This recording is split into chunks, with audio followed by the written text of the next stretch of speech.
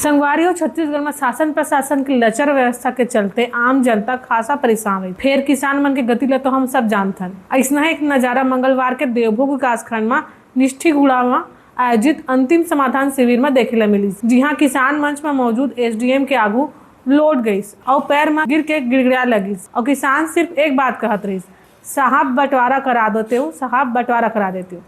सरकार के सुशासन तिहार अभियान में गुहार लगाए के बाद भी काम नहीं बनत देखी तलाटा पारा के कृषक अशोक कुमार कश्यप हर अपन लंबित मांग लेके फिर से निष्ठीगुड़ा में आयोजित अंतिम समाधान शिविर में पहुंचे रही से ए बार अफसर वाला आश्वासन देके निराकरण करे के भरोसा दिलाइस।